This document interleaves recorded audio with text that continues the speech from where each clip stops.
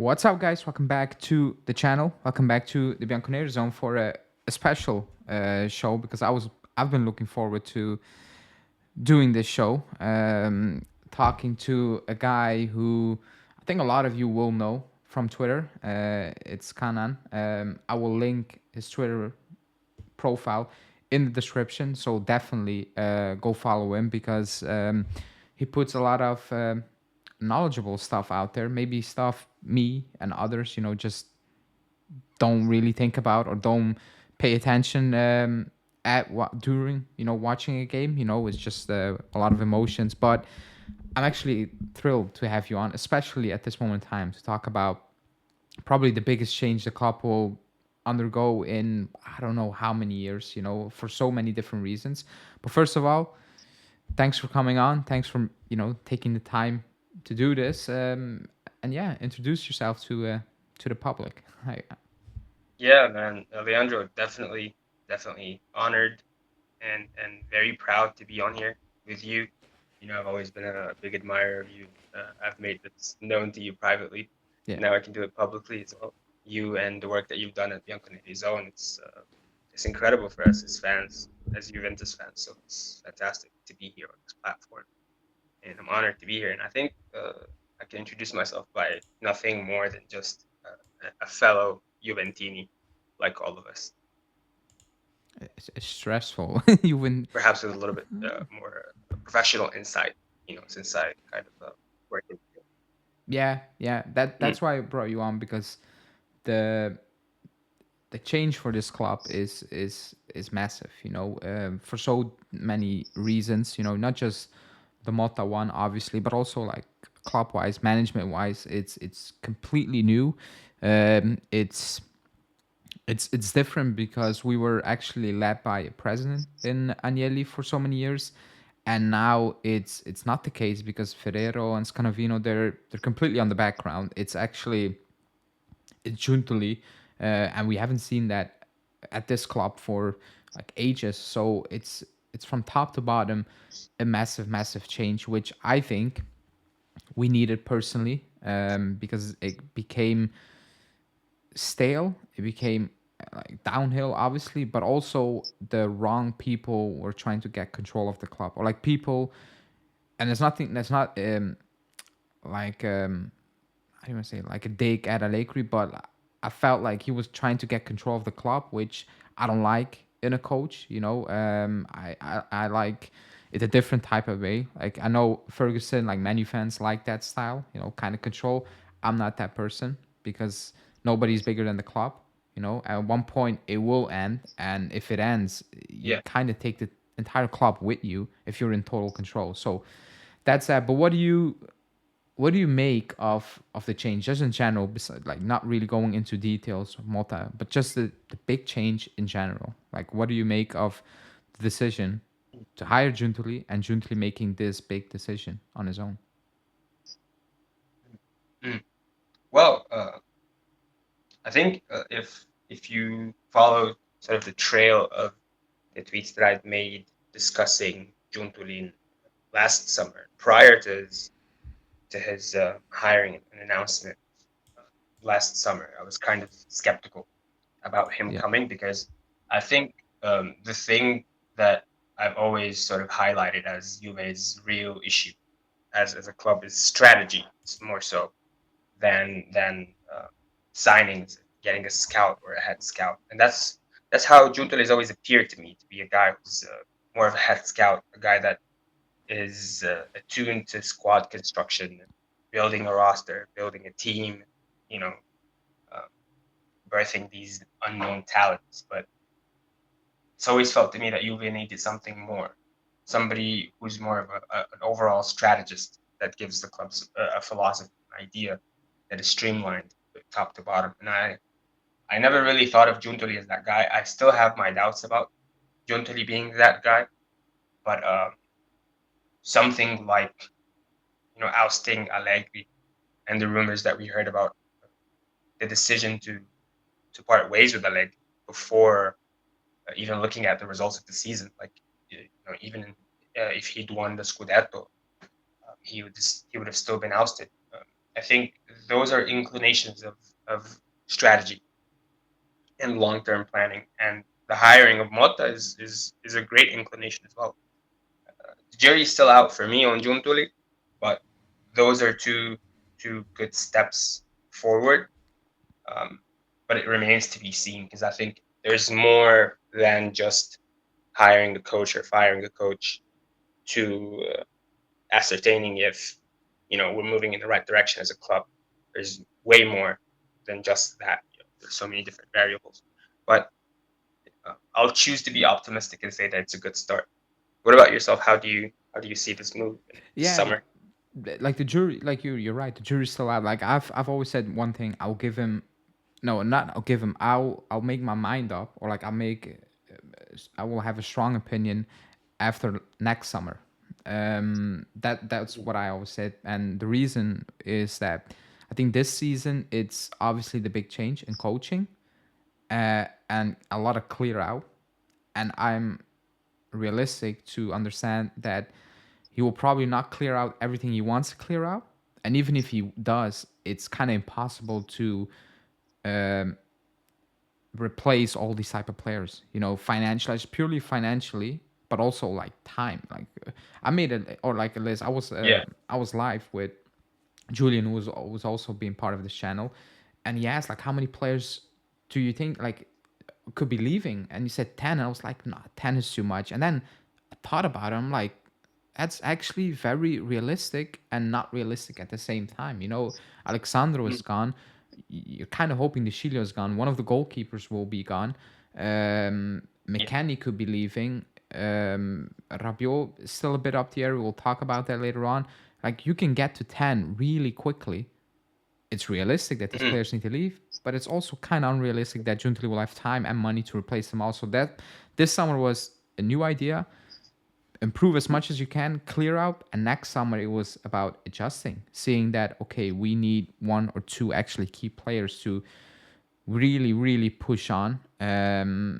That's why I said 2 summers, because even though we get Champions League or World Cup, I think a lot of fans are blinded towards that. Oh, we got the money, we can spend it all. It doesn't work like that. I Yeah. wish it would, but it's not the case. So it's not that they get 60 million from the Champions League group stage, and apparently only 25 million for the Club World Cup, because they said like it was like 60, and apparently it's not even close to 60 for all these teams. But let's say he gets 100 million. He cannot spend 100 million. That's not how it works, sadly enough. So I'm realistic to see that it's a big summer for him, a difficult summer. That's why I said 2 summers. Clear out now, do as much as you can, and next summer adjust and the finishing touches, in my opinion. But the jury is still out. I do like that he comes across like a guy who's extremely resolute. He knows what he wants, and we don't know if it's gonna fail or not. Only time will tell. Like it's pointless to say it's gonna fail or it's not gonna fail. We don't know, but he's resolute. I think he stepped in the door, and from day one, when the rumors came out that Allegri doesn't want Giuntoli, I was like, he knows he's gone. He knows he's gone. Yeah. And in January, he said, "You're kind of gone because I'll bring in Thiago Motta, and that's it." So I do like that. We missed that the last couple of years, in my opinion, with Cherubini, Arriva Bene. Oh, it was terrible. Like the communication Yeah. in the media was so frustrating. You can clearly see those were people who with very little experience, and it cost us. It really cost us. So a bit optimistic. I'm not gonna lie, but again, it's maybe based on the absolutely horror show we have seen the last couple of seasons. So every little bit of glimpse of hope is like, oh my god. But maybe Yeah. it's not Yeah. like that. So only time will tell. You're right. You're right. Right. For sure. But going off, like the main topic, obviously we'll talk about transfers and whatever, but the main topic is Thiago Motta, because he will be announced, or he actually might be announced when I drop this video. That's the idea. So he is announced. Let's say he is announced. First off, Thiago Motta in general, what do you make of him? Because I think the pushback from a lot of fans and even the media is that it's a one season thing. You cannot give him this job. based Yeah, on one season. But in general, what do you make of the appointment and Thiago Motta, just in a nutshell, as a coach? for sure, for sure. Well, the jury was out on Mota for me as well. I was sort of undecided and tethering between uh, sort of approving his appointment and being skeptical. And it had nothing to do with experience. I think if you sort of follow the way that I structure my thoughts and what I tweet about, experience in the sequential long term sense doesn't carry much weight for me. I try to look at processes as much as I can. So how valid is the process? How holistic it is with the coach? What does he do in terms of the players and how he utilizes the players' strengths? What are the values that he has and the perception that he has of the game? I tend to look at that first, and experience is almost secondary in my estimation. So it was never really about experience for me with Mota and my doubt and skepticism. I kept going back and forth with my friend Fabri, Yeah. who's one of the J Twitter Yeah. legends, right? So we would talk in the DM a lot about what we like about Mota, what we don't like, and whatnot. And it took me through a journey, honestly, trying to understand Mota took me through a journey of sort of improving my perception of what a coach does and does not do. And have arrived at the conclusion that, generally speaking, Mota is going to be a revolutionary appointment for Okay. Juve if he's handed the keys. Um, if he's given the reign to sort of express his ideas, express himself. Because I think Mota is kind of new gen, not just in the sense of the playing principles themselves across the 90 minutes, but he's new gen in the sense of wanting to not just be a coach, but be involved in recruitment processes and individual development processes and promotions from the next gen and the Primavera. And you see it in the way that he's sort of involved in all of these processes at Bologna, for example, where he had an influence and an input. Marco Di Vaio, the sporting director at Bologna, or the first team director at Yeah. Bologna, he mentioned that Motta had an input and a say on Bologna's mercato in terms of not only the profiles that they prioritize, but the depth of the squad, the size of the squad, and the involvement that he has in the Primavera games and presence that he has across the club. It's not common in Italy, as you know, as we all know. Italy is more of a sporting director, head coach kind of hierarchy, where the sporting director is the one that's responsible for setting up the squad, the roster, signing players, selling players, renewing contracts, promoting into the first team, and then the coach is given a squad to work with. And Motta doesn't seem to be that kind of guy. He's more new gen, more sort of Premier League in a sense, where he wants to have an influence and a say, right? So that's going to be revolutionary if he's given the keys. And I think that Giuntoli is the type that will hand the keys to Motta. Um, and he should be, by the way. A sporting director should be the type that is intelligent enough to understand that he's not intelligent enough about everything, Yeah. right? And so Motta has a deeper, more acute perception of what he needs to uh, to embody and manifest his idea in the game, and he understands that more than Giuntoli does. And so there needs to be a sort of mutual collaboration, but the priority should be for Motta's perception, of course. But in terms of his game idea, um, it's unbelievably interesting. I think Antonio Gagliardi, the guy who was sort of our match analyst in Pirlo's staff in 2020, and he was also in Spalletti's staff. I think he was in Mancini's staff as well. Wrote an article, I think it was a couple of days ago, if I'm not mistaken, talking about the mixture between sort of positional football, relational football, like the positional Spanish school, the Pep Guardiola school, and then the relational, more South American school that even Motta speaks of. And he mentioned in that article that the two guys that were of most significance, the real leaders of this hybrid of intentions and philosophies, are Xabi Alonso, who's had incredible success at Leverkusen, and then Thiago Motta, right? And if you look at the playing process of Motta, the fact that he maintains a set of non-negotiables, non-negotiable principles, like sort of the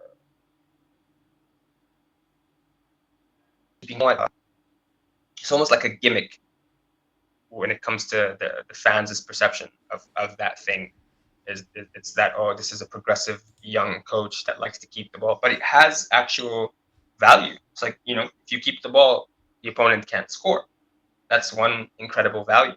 If you keep the ball, you can have control over the game. And these are things that we've suffered with in the past 3 years under Allegri, because we've always felt like we were winning games, but we didn't have enough control over game. Yeah. And not having control hurts you in the defensive side, and also hurts you in terms of giving your players a chance to express themselves, right? Like when Federico Chiesa goes and talks after Spalletti's, I think, first game with Italy, he says, "This is the type of football that we like." Yeah, like the type of football that we like to play. We like to play an offensive style where we're in charge of the game.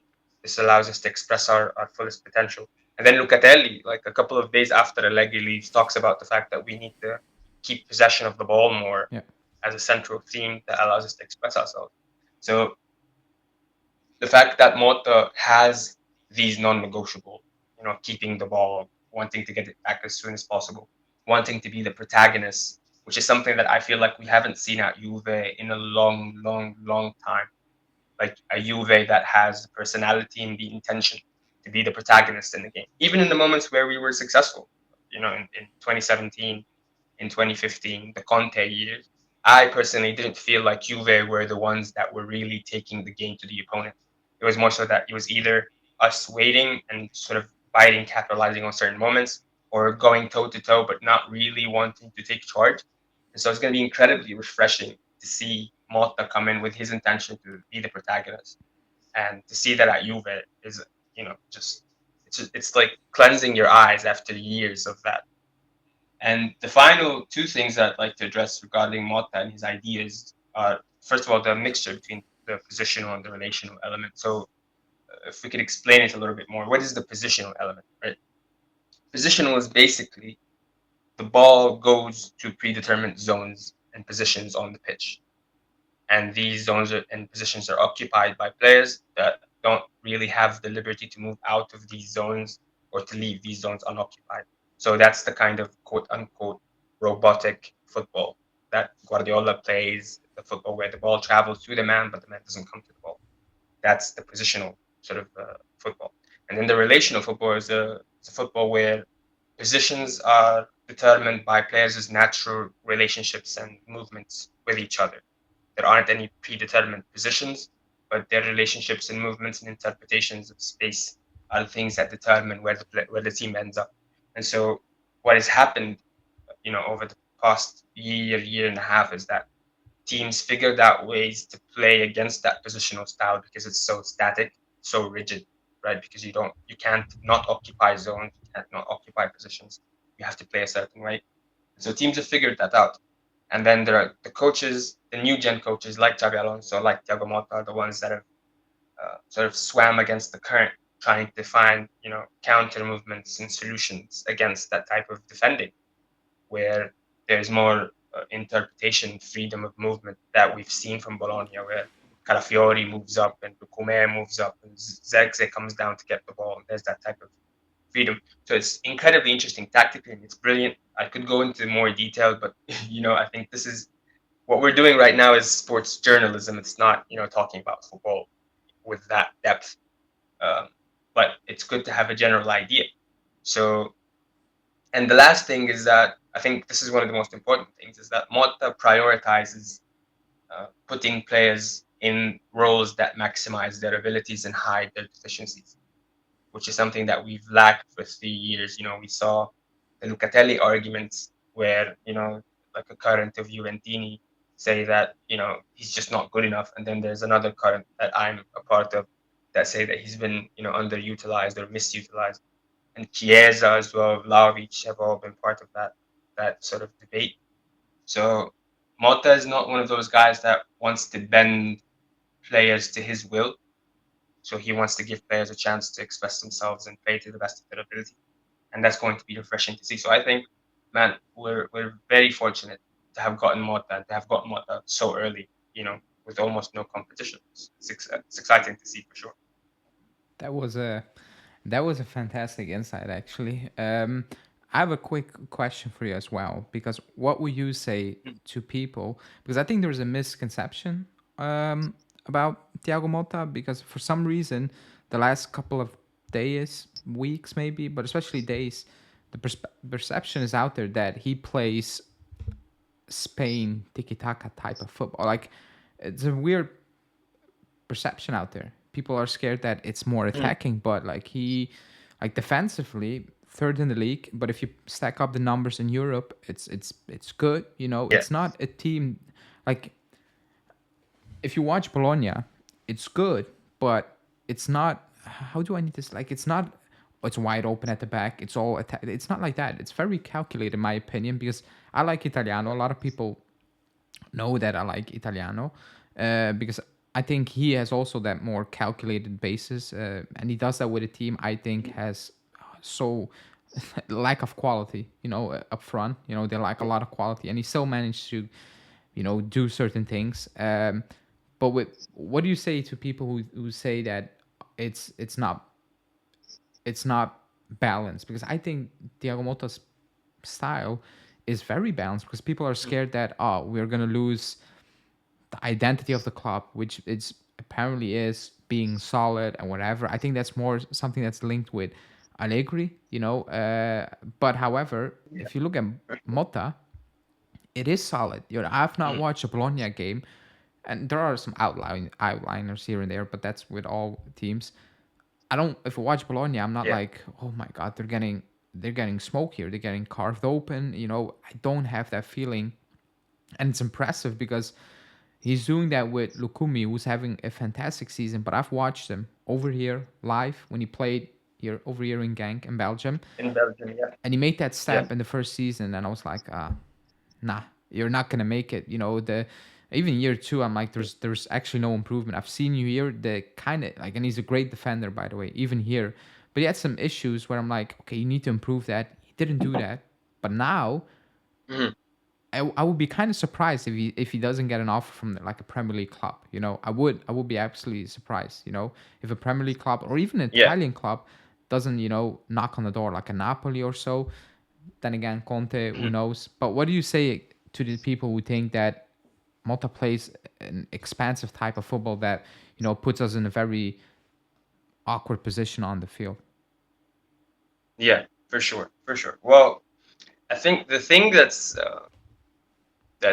very intriguing and promising about Motta is that he's sort of one of the leaders, the catalyst of a new wave of thinking about football and thinking about coaching, thinking about game systems and those interpretations of game systems. So we're used to these ideas of like these sort of empty, really non-informative binaries of attacking and defending and possession-based and defensive-minded things that tell you something, but they don't really tell you anything about how the team actually plays and what the team does, what the team prefers, what the team's intentions are. With Motta and Alonso and these new gen sort of leaders of the revolution of looking at football, they don't prepare their teams to be offensive. They don't really prepare their teams to be defensive either. The intention isn't to prepare their team for one phase of the game or orient their team towards one segment or one section or one dynamic or one moment of football. The intention is to create an ecosystem, a team that is adaptable to every phase, that is prepared to do adequately in every phase. And then how good you do in each phase is dependent on the sort of intentional, tactical, strategic element that the coaching staff is responsible for. But it's also dependent on the quality of the players. And this is something that nobody can really debate. So with Motta, it's like if you watch Bologna, right, and if you look at the stats for Bologna as well, you'll see that he's giving Bologna the best chance of winning and getting results by enhancing and focusing on the ideas that he has and the non-negotiables that he has in a way that is in service of the level of the squad that he has. So I'll give you one of those stats to sort of open our perspectives and eyes on it. There are sort of 2 teams out of, I think, 35 teams in the top 7 leagues in Europe that averaged over 50% possession. And out of those 2 teams, there are only Bologna and Las Palmas in Spain that have averaged like the lowest expected goals per game. I saw that. Those 2, and not only that, Bologna are not exactly leaders in terms of entries into the final third, entries into the penalty box, but they lead other things like passing sequences and passing sequences length, which is, it describes how many passes a team plays before possession is lost, either by a shot or a cross or a tackle or a dispossession and whatnot. So what do these things tell you? I think if you look at Bologna and if you also know a little bit about Las Palmas in Spain, Motta is using this possession philosophy as a way to defend and prevent teams from coming at Bologna. Now, the emergence of sort of chance creation opportunities and opportunities to go at goal is a natural consequence of trying to play further from Bologna's goal, which is a defensive tool. So the way that Motta and Bologna are trying to defend is by keeping the ball and winning territory higher up the pitch, which moves the opponent away from their goal, from Bologna's goal. So that's a way to defend, is by increasing the distances between the opponent and your goal, right? Which is the antithesis to what happened with Allegri, where, you know, we were spending 70 minutes per game in our half, right? It doesn't make sense to want to defend well and spend so much time in your half close to your goal. So Motta is actually using this possession philosophy, this possession non-negotiable, the non-negotiable of wanting to keep the ball, as a way to protect Bologna against counterattacks, against the amount of attack, right? Because what you're trying to do really as a coach in football theory and football strategy is not to allow many attacks and hope that you don't concede. It's to reduce the amount of attacks that you allow, right? That's what makes sense, is that you're trying to reduce the quantity and the quality, not just the quality. So what happened with Allegri, for an example, is that we reduced the quality of chances that the opponents had, which was also a natural consequence of the level of the league. The league didn't have enough attacking talent and attacking intent to punish us at Juve, but we didn't reduce quantity. We allowed opposition to be in our half all game. What Motta is trying to do is reduce quantity and quality of opponents' chances. So he's using that as a way to optimize his chances of winning, and that's what matters most in a coach. It doesn't matter if the coach is more offensive or more defensive or more oriented towards one thing over another thing. What matters is looking at football from an objective lens, as objective can be. Of course, there are those that tell you that football is subjective, and that's understandable. But things like keeping possession of the ball seems to be pretty objective to me, right? It is. So Yeah. it makes, logical sense. So Motta is rational. He's giving Bologna the best chance of winning, tipping the scales in the ratios of sort of attacking aggression versus conservative possession to where it optimizes Bologna's chances of winning. And if people say that he's not balanced or he's attacking, they're either just not watching Bologna at all, or they're watching Bologna but they don't know what they're looking at, because they associate possession with attacking, and that's just not always the case. So yeah, he's not like that at all. Motta's not one of those guys, attack versus defend, keep the ball versus not keep it. It's all about sort of increasing chances of winning. When we played him a couple of weeks ago, like that first half, especially, or like up to when Lukumi made that mistake, I guess. But like, let's say the first 20, 15 minutes were crazy. It was so intense. They were just suffocating us, and you had players like Cambiasso who had no clue what to do. They were all confused. That's what I said so many times. When I talk, I spoke about basics, because I'm not so much into tactics and stuff. That's for people like you. Yeah. But the basic is I've watched Allegri football. The players have no idea where to go with the ball. There's the lack of movement as well. It's I'll give you the ball and you figure it out. It's just you figure it out. It's all about kind of responsibility shifting. Rabiot giving it to Yeah. Chiesa, even though Chiesa is surrounded by three players and just standing still, not overlapping, just very basic stuff. What I wasn't seeing, and when people are like the team is not good enough, I'm like, yeah, we lack quality to actually compete at the top. I'm not crazy to say we do not lack quality, but when you have a difficult time to move the ball consistently well against lower level teams, I cannot sit there and be, oh, that's a lack of players. It's just the idea. It's the mindset. It's, yeah, like the team we have right now, it's not a team because Allegri said it, I think January something, he said, like, I give the players freedom, up to a certain point. I'm like, the team you have right now, those are not the players you want to give freedom. They need clear guidelines. Otherwise, it's not going to work. You don't have Tevez and a Dybala or like a Pogba and a Pirlo. If you don't have these players, like those players, you can tell kind of figure it out up to a certain point, because you're just good enough. You will find a way.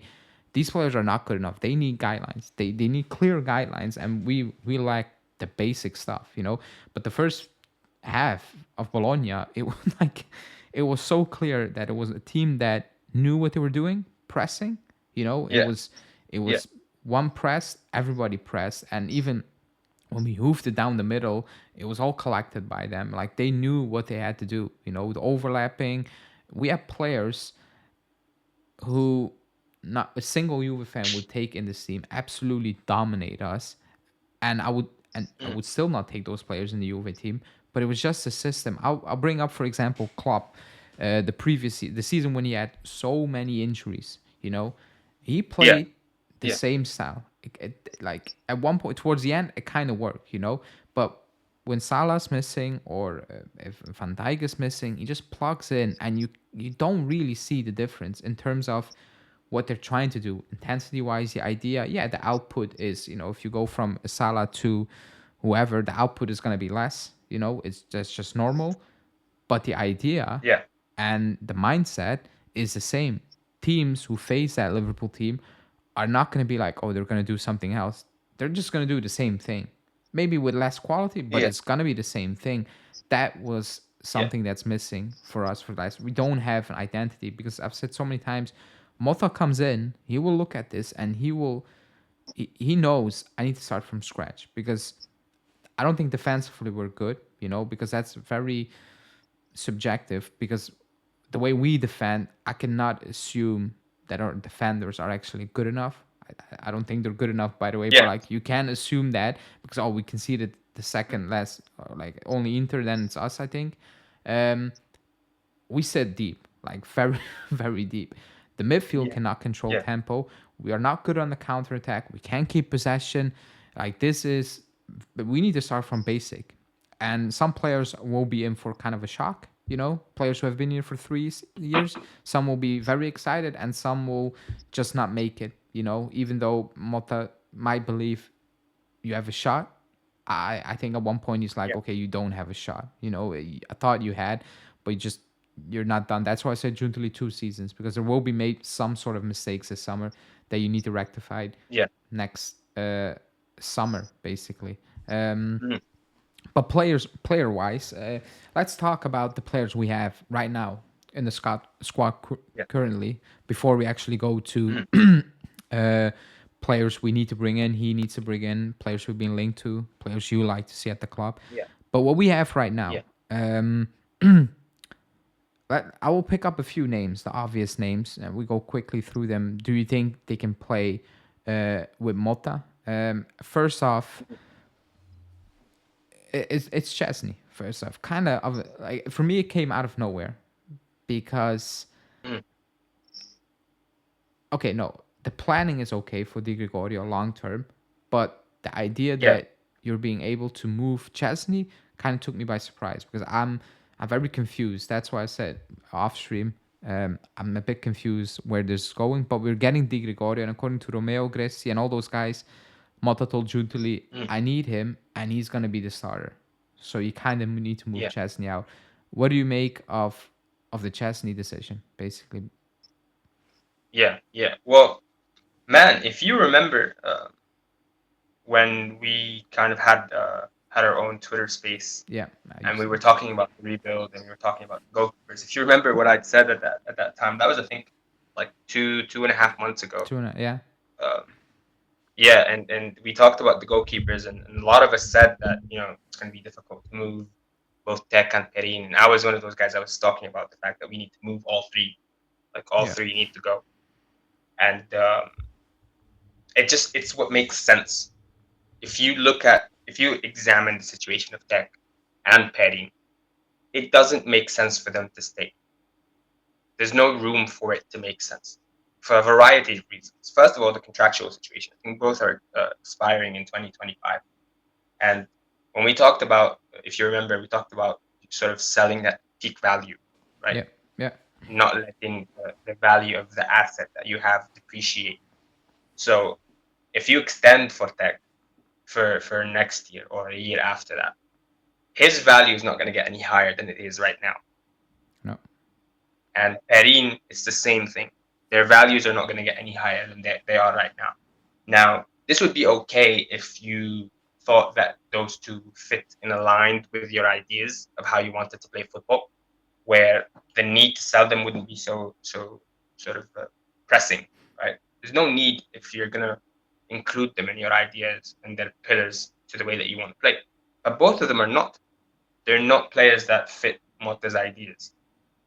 Tech and Perin both are not guys that can sort of take responsibility for the build up and contribute in the build up and be brave under pressure and all of those things.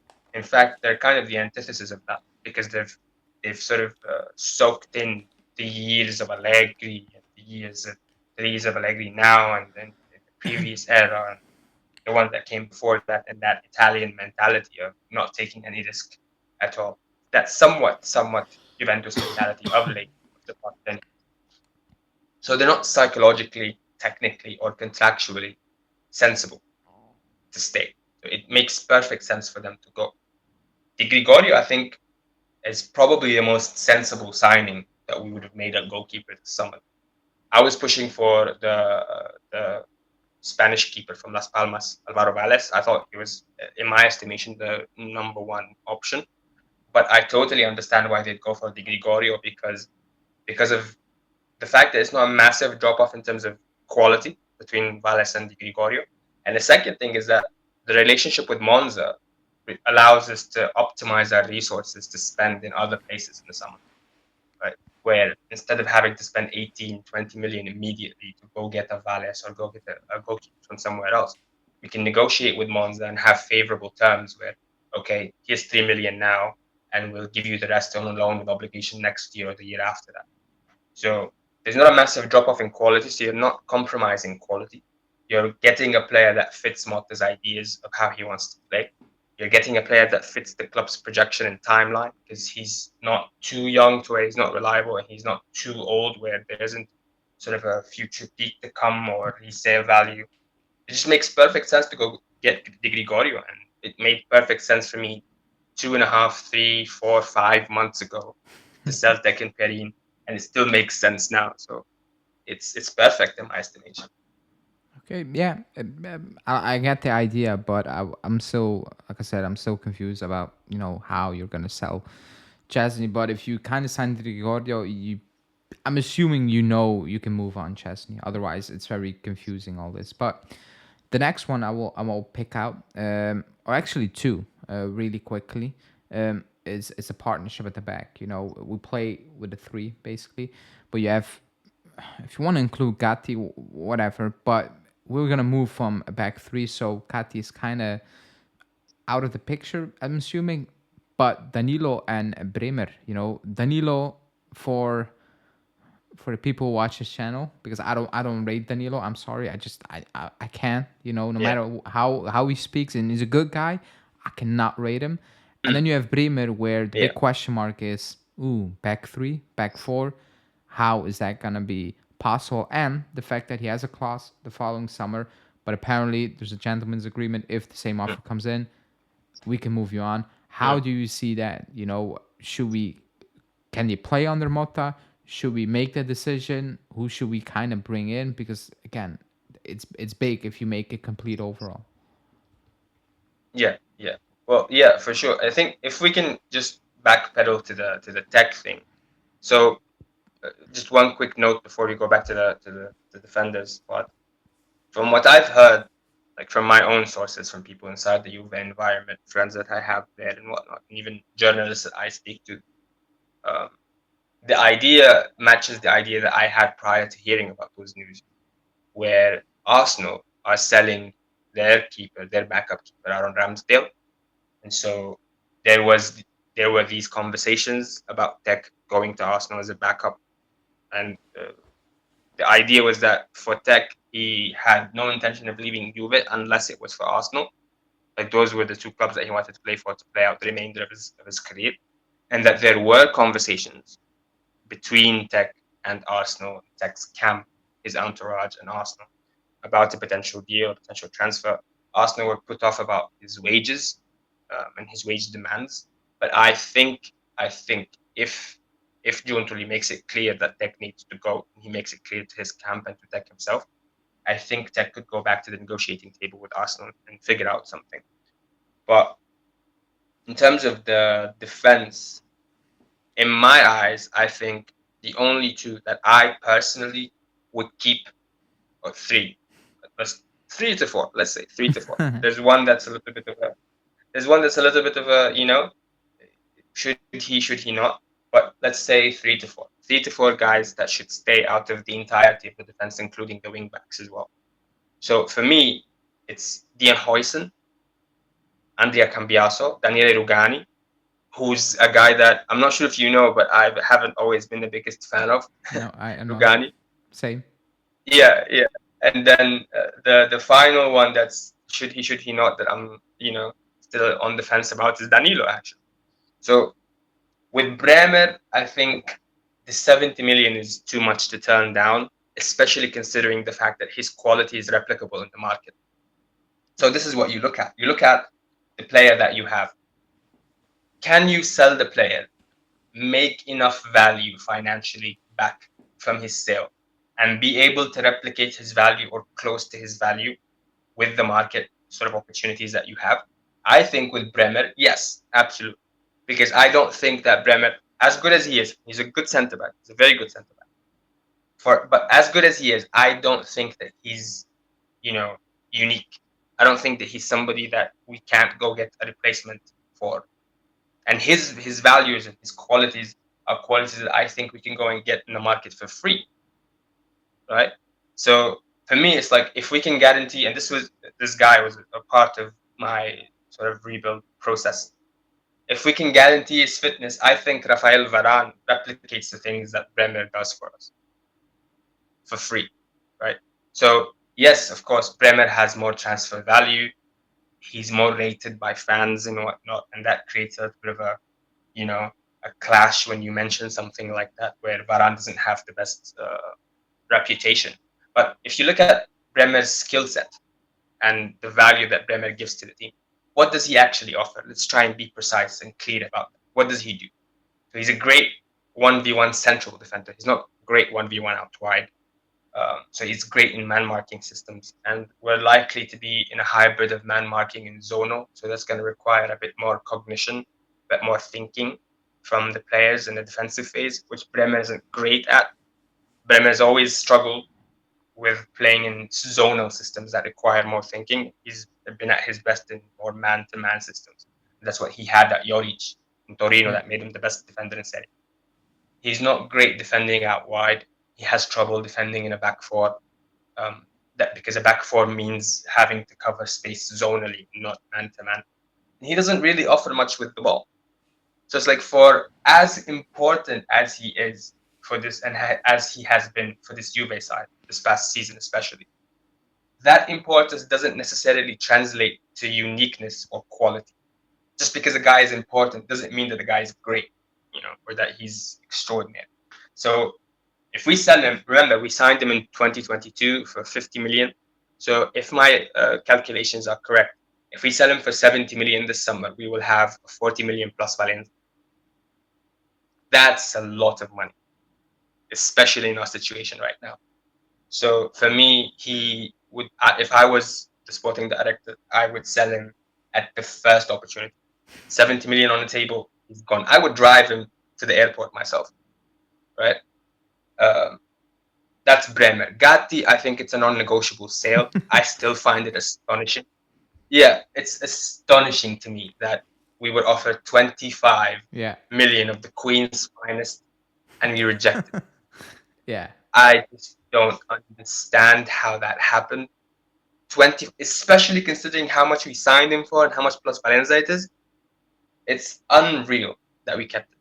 So for me, he would have to go as well.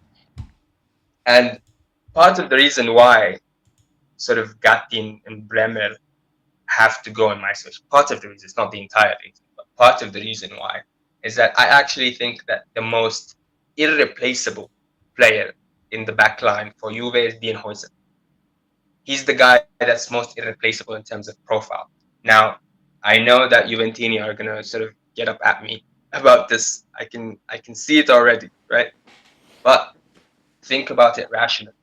Who in the world is an 18-year-old centre back that has Dean Huijsen's athletic profile, that has Dean Huijsen's quality with the ball, in terms of his ball carrying, in terms of his progressive passing, in terms of his ability to play out from the back, that has Huijsen's psychological profile, where he can play 30 minutes away at San Siro for pretty much his first team debut and not look like he's even broken a sweat. And then go score a goal like the goal that he scored, I think it was against Frosinone or Salernitana, the goal that he scored, the worldie that he scored with Roma. And yes, of course, he's going to make mistakes. Absolutely, no doubt. He's still young and he suffers somewhat without the ball. He's not really the best there yet, but it's a maturation process. It's not that there are things that he doesn't have that would cap his ceiling. It's things that he needs to mature into to become the player that he is.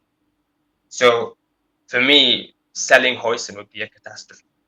Because who else would you replace him with in the market? Let's say it's Calvini, for an example, who could be interpreted as a like-for-like profile. How much would we have to spend to get Scalvini out of Atalanta? I don't even want to think about it because that's. You don't even want to think about it, right? But yeah. It's just a lot. It's a lot. It's not necessary. Like Huijsen's sale just doesn't make any sense to me at all. The Bremer one, I get your point. You know, I like, that's my concern. My fear is there's no proof, and again, the jury's out, so I'll give it time. I don't see how the club will replace.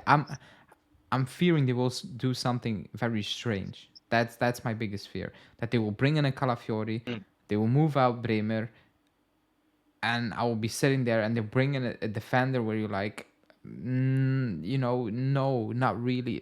That's my fear, that they bring somebody in who is not ready, and we need to, because if you move out Bremer, he's ready. I know in the formation change, but like he's ready, he's mature, like he's peak, basically he's peaking.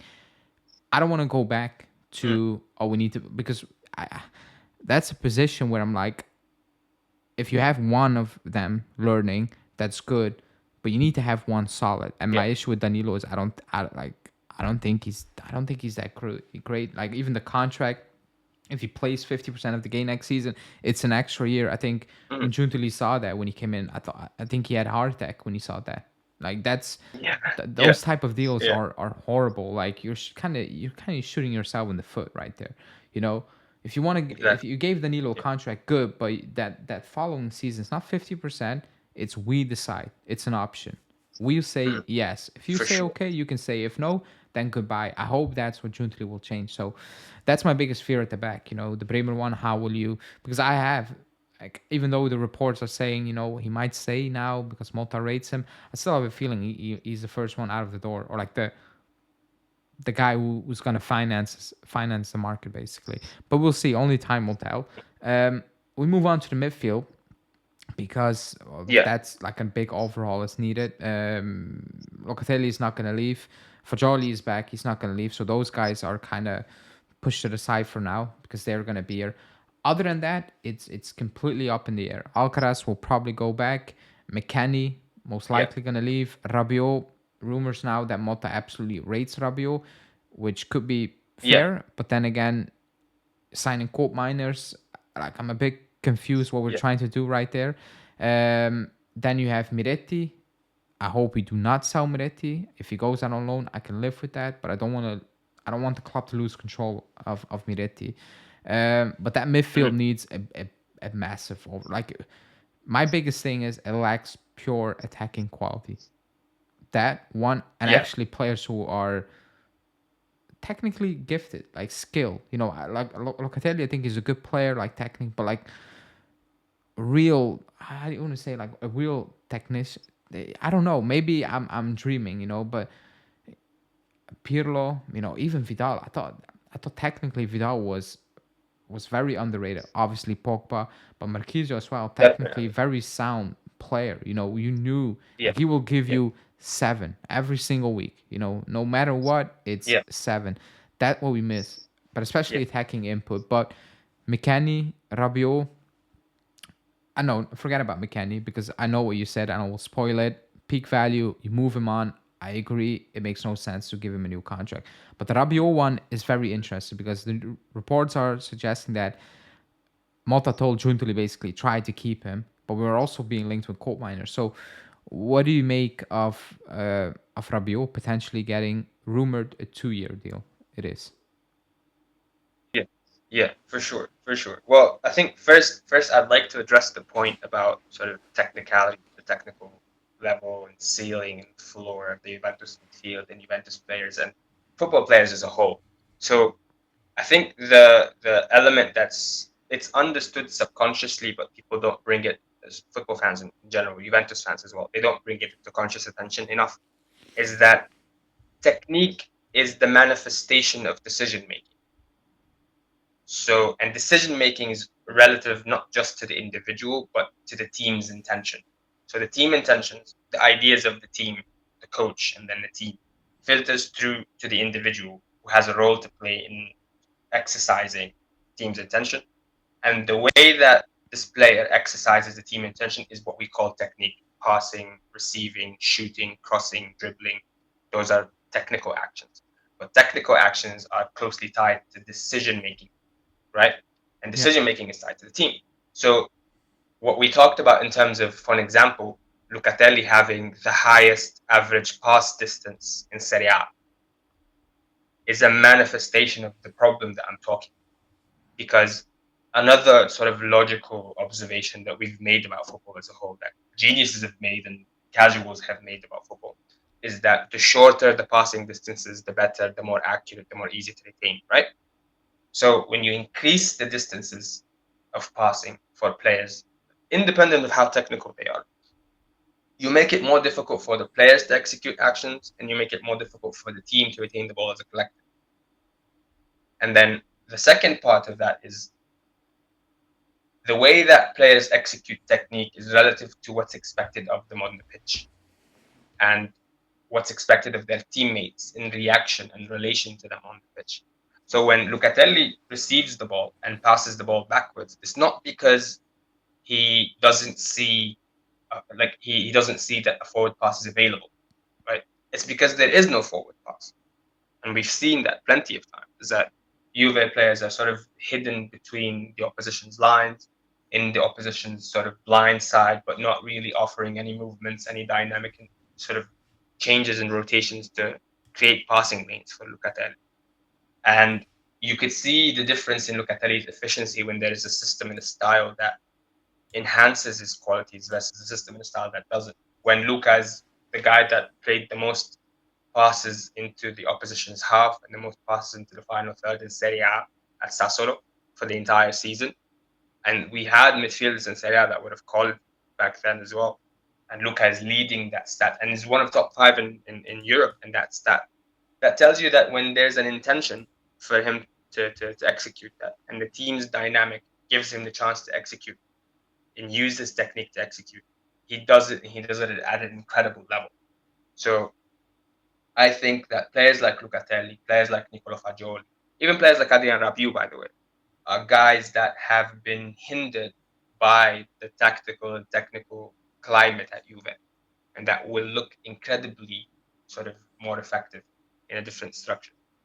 But if we're talking about the rebuild exclusively, I think for me, the guys that should stay, without a doubt, are Manuel Lucatelli, Nicola Fagioli, and Enzo Barrenci. And you know that I'm a huge fan of Enzo Barrenci. And this is a sort of a disputed point amongst Juventini, which I totally understand. But he's an incredible player that's yet to be unearthed, right?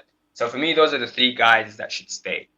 And when we look at the characteristics that are missing, like you've mentioned, we're missing a guy that can link the second line of the team to the final third, to the attackers. Because our attackers aren't players that link the team together. They're guys that wait for the ball to arrive to them and then they make the conclusione, the final action, the final cross, the final shot, whatever. So they need a guy that links these things together. So when you're looking for that need, you need to look at what the players that are being proposed can do and cannot do, not what their positions are.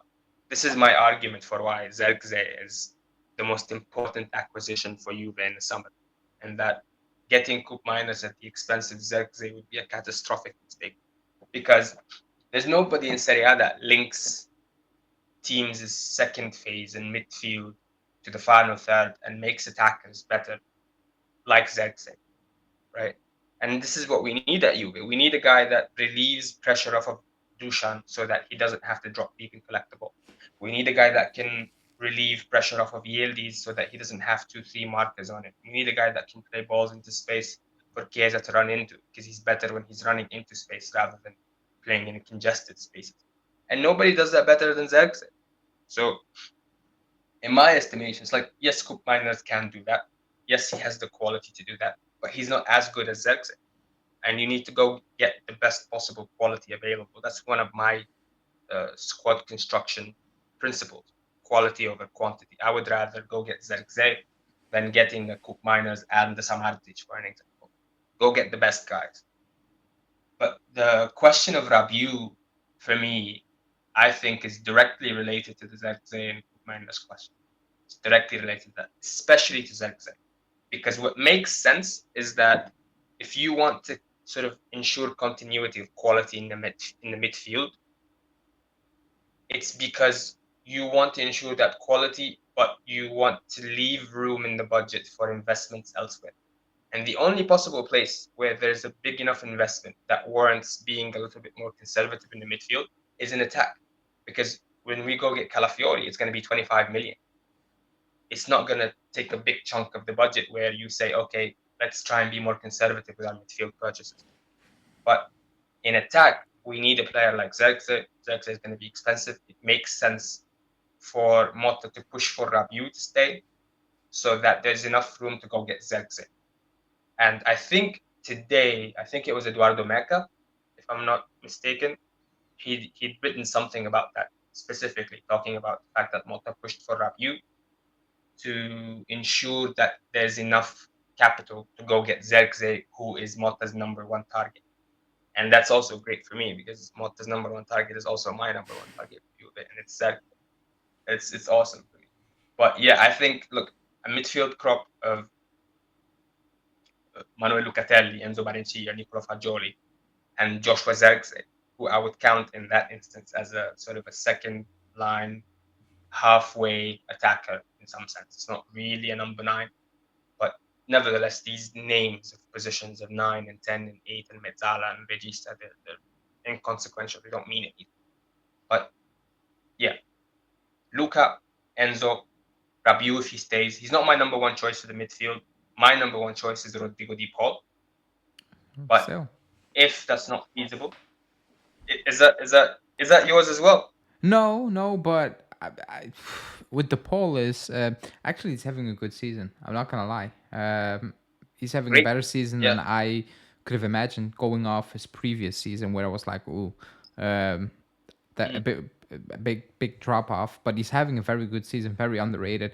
I was a massive fan of him at Udinese. Then he went to Atletico, and it kind of changed how I viewed him as a player. But again, it's Simeone. It's a bit different. So I'm not really sure Yeah, about that. But actually, a lot of people are still, they will still be like jumping of joy if we get the poll. But I'm not sure if Giuntoli yeah, wants to go that route, if I'm being completely honest. yeah. So the thing for me with DePaul is that despite the fact that he's playing under Simeone, who's not really the most maximal utilizer of midfield talent, to be precise. But I think per 90, he's the guy that's playing the most key passes out of all midfielders in La Liga. He's the guy that's making the most passes into the final third out of all players in La Liga per 90. And he's the guy that has the most duels won out of all midfielders in La Liga. And if you think about what our midfield needs, what would complement Locatelli is a guy that would take a little bit off the possession sort of responsibility from Luca, so that he doesn't have to be the absolute sort of hub of the possession. And DePaul, from our eye test and from the stats, is a guy that can do that. But we also need a guy that has bite and intensity in the counter press and out of possession elements. And DePaul does that.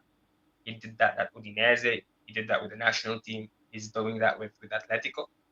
And then the two other important elements to think about when it comes to DePaul, or three other important elements, is that first, he knows the league, right? And he's of the right age profile. That's the second element, because you don't want to sign a guy who's young. I don't understand the insistence or the desire from Juventini for Kefren Thuram or Yusuf Fofana or Lazar Samardzic or any of those guys, even though these are quality players. They are. But you have young players that need a developmental pathway, and they need as many minutes as humanly possible. So it doesn't make sense to go get another young guy or a couple other young guys and then have those guys fighting for minutes. If you have Fagioli and you have Enzo Bariccia, you need to guarantee them minutes Yeah, and yeah, guarantee them an integration pathway in a couple of years, right? It doesn't make sense to go get a 22-year-old or a 23-year-old. It's better to go get a 27-year-old or 28-year-old that can give you production now, that isn't a long-term contractual obligation where that hurts you, bites you in the behind later on, like Kedera or Mandzukic, and then clears up a pathway for Fagioli and Enzo to play in a couple of years and be reliable starters.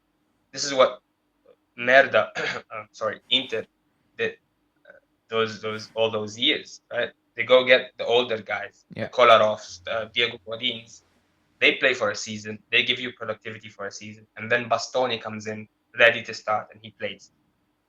And it's the same thing with Nicolo Barella, where there's a Stefano Sense, there's a Christian Eriksen, there's a Borja Valero, and they play and they start until Barella's fully ready to be the protagonist, and then he starts. So this is what you're doing. You're not getting guys that clash and get in each other's way, right? It's the same thing with Hoyson, right? It's like you don't go get a younger guy. You don't go get Bongiorno or Scalvini. You go get an older guy that gives Hoyson a chance to start in 18 months, 24 months. That's how you do it, in my estimation. I agree with I agree with that point. Like I fully agree. Like you cannot hinder the progress of certain players because they will never improve. They will and they will not. Excuse me. And that brings me to the final one of this topic, and then I have still one question before we wrap it up. It's Sule, it's Chiesa for different reasons. Chiesa for his contract, that's obvious, and Sule because of that potential high value. I've seen rumors actually from Romeo Cresci saying that the club thinks or that they can get 40 million, which is Yeah, I will be absolutely stunned if somebody offers 40 million. But my thing with Sule is, before I let you go, I like him, I really do, but I always had reservations on him. I'm not, I will admit that, certain things put me a little bit off. I like when he plays a bit deeper because he sees things. I absolutely love that. At times, he does things like he forces things too much. I don't know. Like I've seen it this season, and maybe it's because he plays for Znone. It's like I need to do this. Even in the yeah, final game, he almost did it. He was very unlucky. Um, but from the club's perspective, and if Thiago Motta says I don't need him, we can sacrifice him. I will be kind of a hypocrite to say, oh, Thiago Motta, you cannot do that because I've said, you give him the kind of keys or help him out. If he's like, okay, I can do without Sule. If you can give me 40 million and we can reinvest that in this, and this, I'm good, you know. But what do you Yeah. think of Sule and Chiesa? Because those are kind of up in the air. Keane and Milik probably out, and Vlahovic is definitely gonna say. I'm gonna say definitely gonna say it's between Chiesa and Sule. Like that's kind of the topic right now up front, and then the backup striker, whatever, that will figure itself out. But what do you make of the Sule situation and Chiesa's contract? Mm. Yeah, for sure. So as you know, I think we've been on this trend, on this wave since the beginning of the season with Frosinone. I've been one of the biggest sort of propagandists for Sule and not selling Sule and keeping Sule and sort of this obsession with Mati. Um, I rate him a lot. He's a fantastic player, fantastic player. I also don't think that he's a winger. I don't think that that's in his I future. agree. I think Yeah, yeah. Somewhere down the line, he has to move into that inside half space between the lines behind the striker kind of heat map. That's where he needs to go because he doesn't have the quality physically above all else to make a difference in the 1v1 situations out wide. And that's where the one situations are, right? It's like you think about the center of the pitch, that's where it's most condensed in terms of numbers because that's where the goal is. It's naturally how it happens. So naturally, the 1v1 situations happen on the sides of the pitch. And in those 1v1 situations, you need not only technical quality, but you also need physical advantage. You need guys that are able to break sort of that 1v1 dynamic and win the 1v1 duel. Guys like Rafael, for example, right? Like, why is he so successful? Because he goes into that 1v1 and he's so incredibly technical, but he's also physically so dominant that you just don't have a chance. And you don't get that with Sule, right? You don't get that with Sule in terms of the 1v1. You don't get that with Sule in terms of his runs into space and his off the ball movement. He's much more of an inside pocket between the lines, technical, small space kind of player. And for that reason, I think that despite my previous championing of Mati to stay and how much it would be a mistake for Juve to keep him, what changed my mind was, first of all, the fact that he wouldn't be uh, the most, highest level of quality possible in the 1v1 moment, which is what Juve need. Juve need the highest level of quality possible in every position. And Mati would not be that in that position specifically.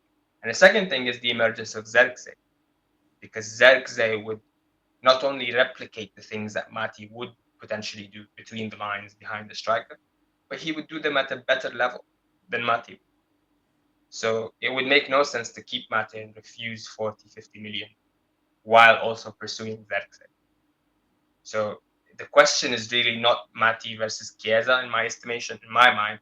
The question is Mati versus Zirkzee, and I'm taking Zirkzee every day of the week and twice on Sunday. So 40, 50 million plus balance, I think Mati goes.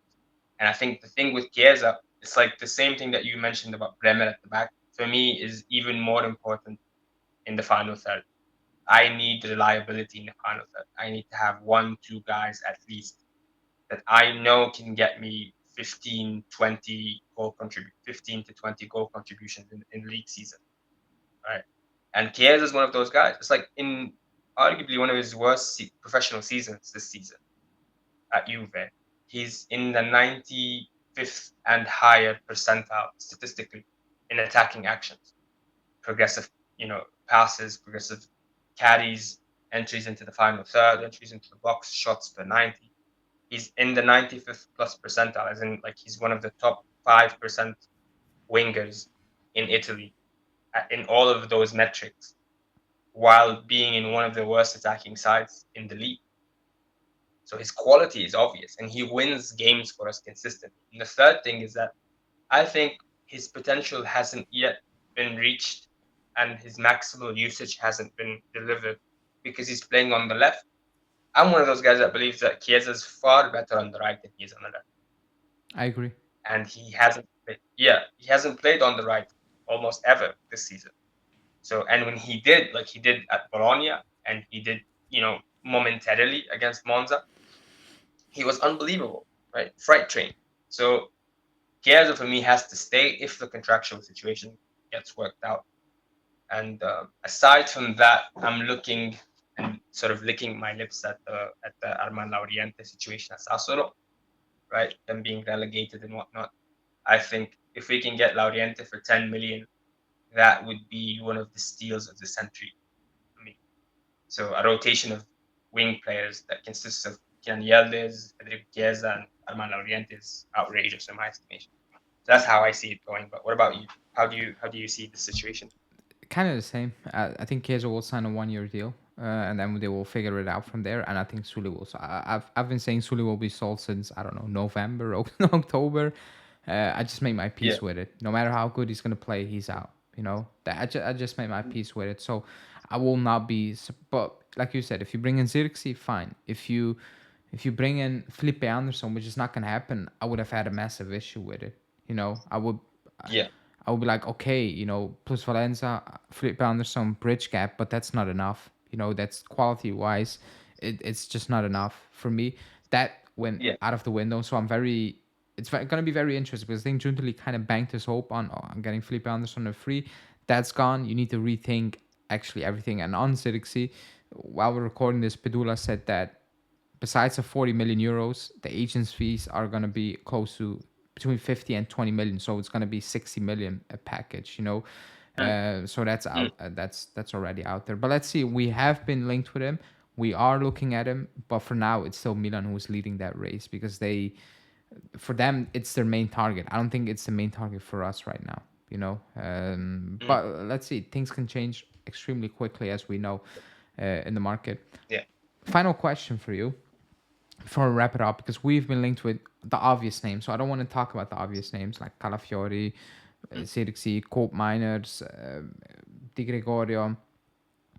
If you need to give me and the people one name, maybe we've been linked with, or a name you like, and you think we absolutely need, and it's realistic at the same time, um, mm, who would that be, and for which reason would you take that player, and how mm, would he fit in for Motta as well? yeah, yeah. Well, for me, the one name that immediately comes to mind that has always been, at least for the past 4 or 5 months, one of my primary objectives for Juve is Patrick Dorgu from Lecce, right? The Okay. left back from Lecce. Yeah, left back. Yeah. Yeah, for me, non-negotiable.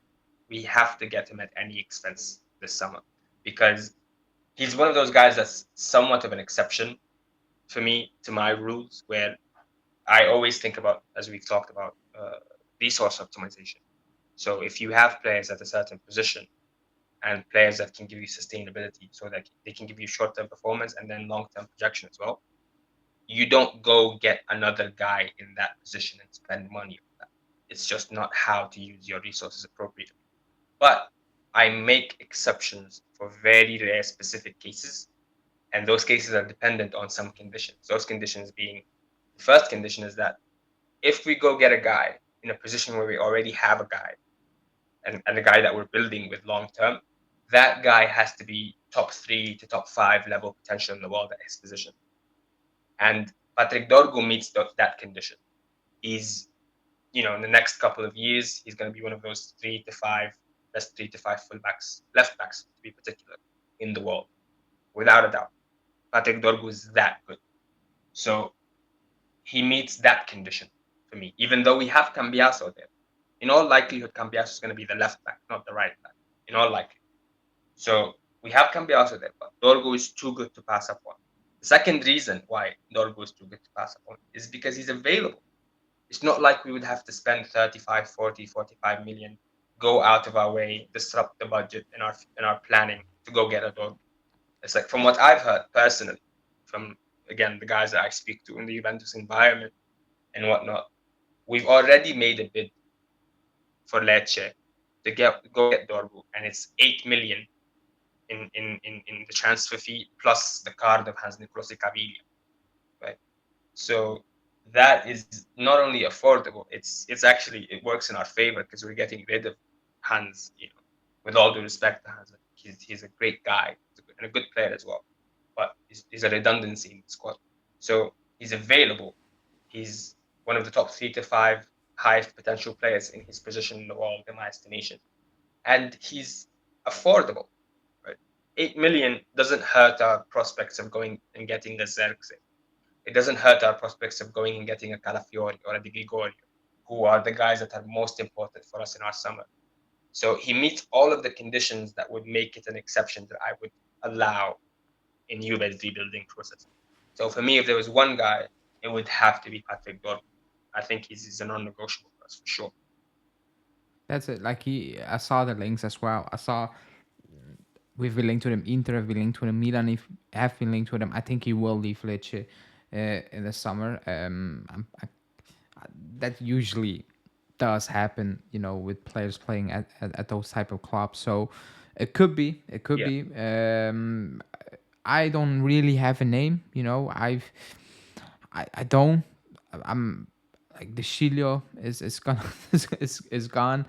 I think the right back is an issue in my opinion. We need to do something there.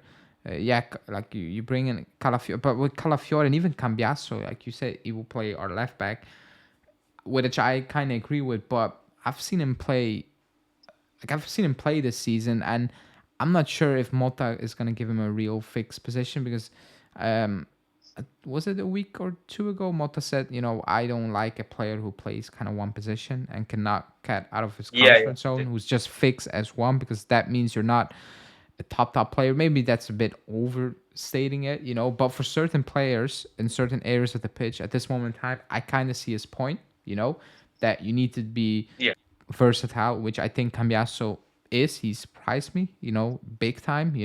The first part of the season, especially the first month or three, I was like, ooh, rough. Especially defensively, that's not really good.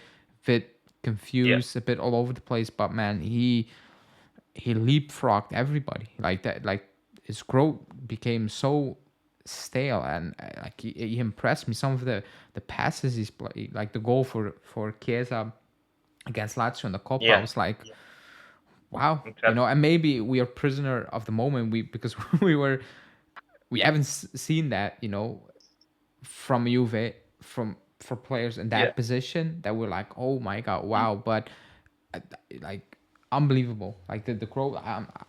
When we signed Cambiasso, I was like, when he played for Bologna, I was like, okay, he comes in for us, but I'm like, I'm not really putting or like banking my hopes on Cambiasso helping us out this season. And early on, I was like, he's not really gonna help us out. But towards the end, I was like, he's helping us out. And the good thing is he still needs to grow a lot, because I think there are games where if the opponents have him on lock, he gets a bit frustrated and he gets a bit lost in the moment, and he tries to overdo it, I think he needs to just remain calm and just focus on and believe in, I will make it work. What I do like about Chiesa is when he has a tough moment, he's the type of player who's like, I'll do it again. I know I failed 5 seconds ago. I will just do it again, and I like that. And I think Cambiasso needs to learn that a little bit as well, because I have a feeling when it gets a bit tougher for him, he's like, oh man, it's kind of done for the day basically, and it gets a bit, he gets stupid fouls, picks up a stupid yellow card. He needs to learn that. But from what I've seen, his growth, I have no doubts he will overcome that. But I don't have a name. I just want to see clear improvement in the squad, in the style. I just want to see it plays. Like, I want to see at the end of the season we're going places. I don't expect us to win the Scudetto next season, no matter who the coaches you could have brought in, Pep Guardiola to coach this team. I don't expect us to win, whatever. But I want to see improvement. I want to see us build something that's sustainable long term, winning. Because at the end of the day, it's about winning. When people say, oh, you just want to see beautiful football, it doesn't matter if you not win. No, that's a lie. I want to win. Because 50 years from now, if I need to tell my grandkids or whatever about Juve, I'm going to talk about the stuff we won. I'm not going to say in 2024, we won nothing, but wait, we played champagne football. Like, that's not what's about. So that's a lie that's out there.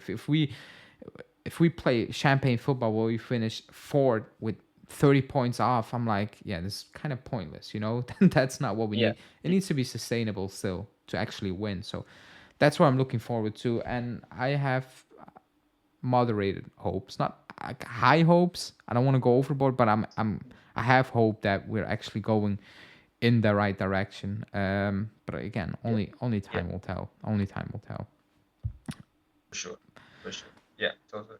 We're gonna wrap this one up. 1 hour and 20 minutes. That's big. That's probably one of the yeah, that this is the longest pre-recorded show ever, which I don't mind because I was so excited to have you on. I'm not gonna lie. It's good to have you on. Thank you. It's Yeah. hopefully not the last time I will have you on. I'm convinced people will love this show. I'm 100% convinced, knowing the people who watch this channel, they will absolutely love this one. So show love to Kanan. Link for his Twitter will be in the description. Definitely follow him because you will learn a lot. You know, especially for me, who I like the tactical stuff, but I don't have the time or the patience to go deep diving into it. So it's very good that people like you are out there who put certain things in perspective, which I do like. But again, Kanan, thanks for coming. Really appreciate it that you take time off and have your say on this channel. Absolutely, man. I enjoyed it. I enjoyed it so much. It was a fantastic hour and a half, even though I was, yapping about, but it was very, very enjoyable. I always love speaking to you. I've, told you this in private and telling this to the public now. And the work that you've done for Bianconeri Zone and for Juventus fans all over the world, man, you deserve your credit. You really do. You've done so much, and you continue to do so much and be so diligent in your passion. So you're one of the guys that I rate highly, and I'm proud to be in the Juventus community that has people like you. So as much as you want people to show love to me, I think you deserve a whole lot more for everything you've done for the Juventus community. And it was great, man. I definitely enjoyed this a lot, for sure. Yeah, man. Again, people, I haven't said that. That's my mistake. But hit the like button, subscribe to the channel, bell notification on as always, especially during the transfer window, because now it's busy time. And yeah, guys, thanks for watching, and I will see you guys back as always tomorrow. Ciao.